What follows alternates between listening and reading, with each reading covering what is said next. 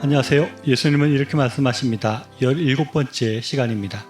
성경책을 보면 어떤 성경에는 예수님이 말씀하신 것을 특별히 중요하다고 빨간색으로 표시해 둔 것들이 있습니다.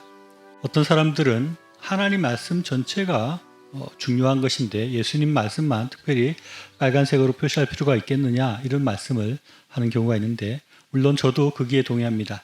그럼에도 불구하고 제 마음속에는 예수님의 말씀이 좀 더 특별한 부분이 있다는 생각이 들 때가 많이 있습니다. 예수님은 하나님 중에 한 분으로 천국에 계시다가 이 땅에 오셨습니다. 하늘에 계시면서 사람들의 모습을 보시면서 하시고 싶은 말씀들이 많았을 것입니다. 그래서 이 땅에 오신 예수님은 가장 먼저 회개하라 천국이 가까웠다라고 말씀하시고 이웃을 사랑하라라고 이렇게 말씀하시는 것입니다. 그러니 이 예수님의 말씀들이 특별히 좀 특별하고 중요하게 느껴지는 것은 어떻게 보면 당연하다고 할 수 있겠습니다. 마태복음 7장 앞부분에서는 예수님께서 이제까지 말씀하신 이웃사랑에 대해서 정리해서 말씀하고 계시는데 비판하지 말라 이런 말씀을 먼저 하셨습니다. 마태복음 7장 1절로 2절 말씀인데 비판을 받지 아니하려거든 비판하지 말라. 너희가 비판하는 그 비판으로 너희가 비판을 받을 것이요 너희가 헤아리는 그 헤아림으로 너희가 헤아림을 받을 것이니라 라고 말씀하고 있습니다. 예수님은 비판을 받지 않으려면 비판하지 말라고 말씀하시는데 이 말씀이 우리가 사람들 사이에서 인기가 있으려면 다른 사람에게 나쁜 말을 하거나 비판해서는 안 된다. 그렇게 좋은 말을 해야지 사람들에게 인기가 있을 것이다. 이런 말씀을 지금 예수님께서는 하고 계신 것이 아닙니다. 예수님께서 비판을 받을 것이다 라고 말하는 것은 사람들 사이에서 비판을 받는 것이 아니라 우리가 하나님 앞에 비판을 받는 것을 말씀하시는 것입니다. 이것은 마태복음 6장 15절에 나오는 너희가 사람의 잘못을 용서하지 아니하면 너희 아버지께서도 너희 잘못을 용서하지 아니하시리라 라는 것과 비슷한 맥락을 가지고 있는 말씀입니다. 예수님께서 하늘에 계시면서 사람들이 쉽게 다른 사람들을 비판하는 것을 보면서 마음이 답답하고 아픈 부분이 있었을 것입니다. 그래서 예수님께서 이 땅에 오셔서 먼저 사람들에게 비판하지 말라고 간곡히 우리에게 말씀하고 계시는 것입니다. 그리고 예수님은 이어서 이렇게 말씀하십니다. 어찌하여 형제의 눈 속에 있는 티는 보고 내 눈 속에 있는 들보는 깨닫지 못하느냐. 보라 내 눈 속에 들보가 있는데 어찌하여 형제에게 말하기를 나로 내 눈 속에 있는 티를 빼라 하라 하겠느냐. 외식하는 자여 먼저 내 눈 속에 들보를 빼어라. 그 후에야 밝히 보고 형제의 눈 속에 티를 빼리라 라고 말씀합니다. 예수님은 자신의 눈 속에는 커다란 들보가 들어있으면서 다른 사람 눈에 있는 작은 티를 비판하는 것에 대해서 지적하고 계십니다. 다른 사람의 잘못을 지적하기 전에 먼저 자신에게 있는 들보를 빼내어야 한다는 말씀입니다. 그런데 우리가 여기서 조금 더 깊이 생각해 볼 것이 있습니다. 그것은 예수님이 말씀하시는 내 눈 속에 있는 들보가 무엇을 말하는가 하는 것입니다. 쉽게 생각하기에는 보통 이것은 우리가 비판하는 것, 즉 다른 사람의 티에 해당되는 죄나 악을 말하는 것으로 생각하기 쉽습니다.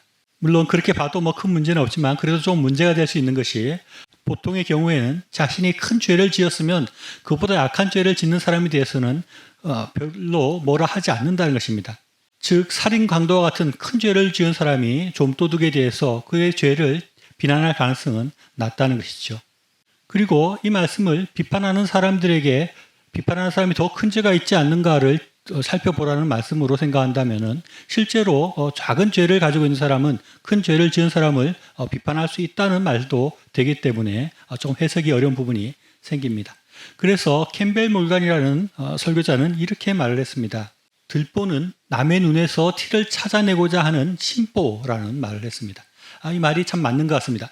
남에게서 그가 나쁘다는 것을 꼭 찾아내고 싶은 그런 미워하는 감정, 그런 나쁜 마음이 있을 때 우리는 쉽게 다른 사람을 비판하게 됩니다.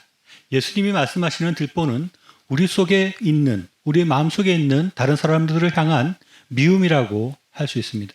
우리 안에 사랑이 없고 미움이 가득할 때 다른 사람을 볼 때마다 그의 흠을 잡게 되고 그를 비판하게 되고 그를 비난하게 되는 것입니다. 그래서 예수님께서는 우리 안에 있는 미움을 버려라. 그것이 들보여서 그 들보가 있는 한 너는 온전히 다른 사람들을 바라볼 수 있는 눈이 없게 되는 것이고 그들을 쉽게 비판하고 비난하고 잘못된 비난과 비판에 빠지게 된다 하는 것을 말씀하시면서 우리 안에 있는 다른 사람들을 미워하는 그 마음을 빼라. 그 들보를 미움의 들보를 빼라고 말씀하시는 것이라고 볼 수 있습니다. 이렇게 보면 우리 이어지는 6절의 말씀이 이해하기가 쉽습니다. 6절에는 거룩한 것을 개에게 주지 말며 너희 진주를 돼지 앞에 던지지 말라. 저희가 그것을 발로 밟고 돌이켜 너희를 찢어 상할까 염려하라. 이 말씀은 어떻게 보면 사람을 판단하라는 말로 들립니다. 이 말씀은 우리 주변에 있는 개와 돼지와 비유될 만큼 악한 자들이 있을 수 있는데 그들을 구별해서 그들에게는 거룩한 것을 주지 말라는 말씀입니다. 그런데 여기서 좀 우리가 어려워지는 것은 예수님께서는 앞절에서는 형제들을 비판하고 헤아리지 말라고 말씀하시고 이어서 사람들을 잘 판단해서 그들에게 거룩한 것을 또 귀한 것을 주지 말라고 말씀하시는 것은 뭔가 연결이 좀 안 되는 느낌이 있습니다. 그런데 우리는 이 말씀을 이렇게 연결해서 적용해 볼 수 있습니다.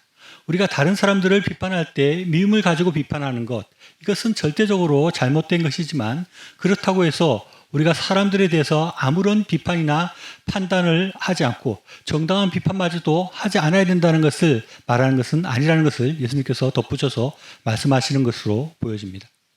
오늘 살펴본 예수님의 말씀에 대해서 다른 해석들도 가능하고 더 풍성한 의미를 우리가 찾을 수 있을 것입니다.